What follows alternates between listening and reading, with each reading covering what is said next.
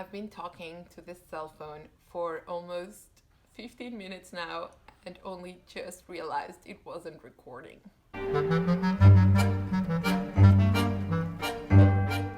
And to make matters worse, the first time I was not recording but talking to my cell phone like an idiot, it was very quiet, and then suddenly when I actually started recording, a lot of people started talking everywhere and the walls are thin. Anyways, let's get past that. Hello everybody, I'm Roxy and this is recmebook&stuff. Today I bring you a follow-up to my The Storygraph video. In case you haven't checked that out, I will link it down below and in the eye as always. And it's basically a deep dive into The Storygraph, which is a Goodreads-like website that in my opinion does a better job than Goodreads, but we'll get into that later. I just had heard about it, signed up, and I took you along that journey. And the response to that video was awesome. I was so pleased because, you know, this is a small channel, and thinking about making that video, I thought a lot of people weren't actually going to care and it wasn't going to be very well received, but it was the complete opposite. So yay, that was great. And because some people raised a lot of issues that I hadn't even thought about it, I thought a follow-up would be a great idea. Plus, Eric Carl Anderson recently did a video discussion on an article about how Goodreads is dead and how the Storygraph is a great alternative. I haven't read the article, I don't really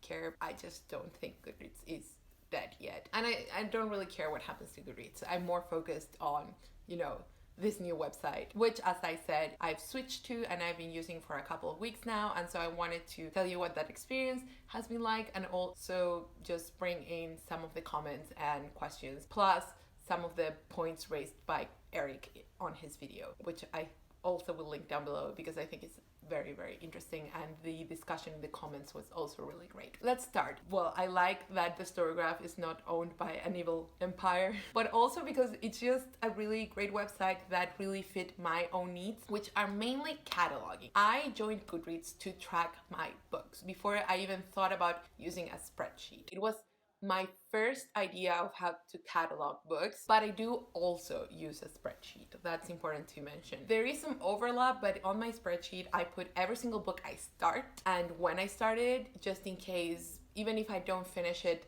on the same year, I still know when I started it. And so I kind of transfer them from spreadsheet to spreadsheet. I only log books onto my website once I've finished them. The sole exception being Inventing Ireland, which has been on my currently reading for so many years now. Overall, I don't use it as a currently reading tracker. I just like to see my books logged on there at the end of the day. I like that a website shows me the covers. I think that's really nice. I like that the Storygraph has the graphs and shows you the data. That's something that my spreadsheet does, but the Storygraph does it better. And of course, share them. There is a social aspect there I do enjoy, but it's not my main need. And I think that's where some people diverge with the Storygraph, because as I read in another article that I will come back to later, the Storygraph purposefully takes out the social media aspect of Goodreads. So you can follow people and follow reviews, but they are not technically your friends. For now, at least, cannot be replied to. That doesn't bother me. I don't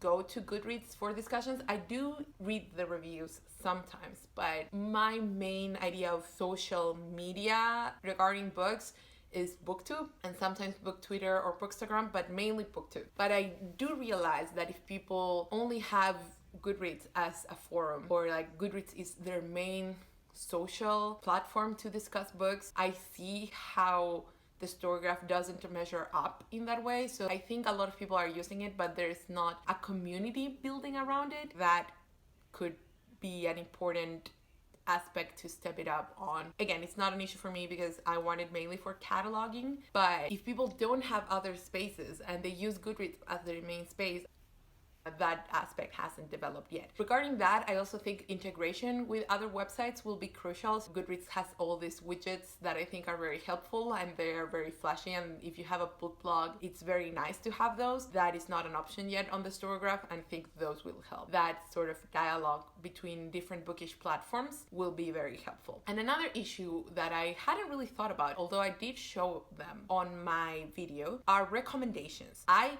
love the Storygraph's recommendations. The algorithm is so much better. It's so on point. That said, that's also not what I use it for. I have a to be read pile on Goodreads, but I just add whatever is nice, or I think like, oh, I might be interested in that. I will need to remember that. I just add them. I don't use it to catalog my to be read. And I also don't get it as my main source of recommendations because, again, for me that's booktube and bookstagram and even book blogging. I don't really need to see what people I might be following, which, by the way, for now is no one, but in the future I'll start following some people, and I do not need to see what they are reading. I do it because it's fun, and sometimes if I want to rest my brain for 5 minutes, I will log on there and use it basically as any social media, but it's not a place where I actually get my recommendations, if that makes any sense. So once again, I think that depends on what you use the website for. If you are looking for automatically generated recommendations, the Storygraph kicks Goodreads ass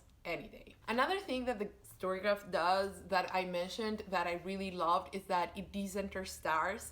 I do like star ratings for people I closely follow. I know what their stars mean, but in general, star ratings, I don't give an F because I know that books that I probably won't like are likely to have higher star ratings. And I also really appreciate that checklist thingy because it's been very helpful. I've been using it now. Even when I don't really want to talk about the book a lot, I will just put, okay, this was emotional, this was funny, this was reflective, this was slow paced, medium paced. Again, if you're using this platform for cataloging instead of sharing your thoughts, you would want to save your impressions, but you don't want to take the time to write a well thought out review that other people are going to read and judge you by. The review structure of the Storygraph is really, really good. If more people catch on to the following stuff, and maybe if they also allow replying to reviews, it's going to be so great. It's just such a great template. What I would personally want to see more and what would fulfill my needs is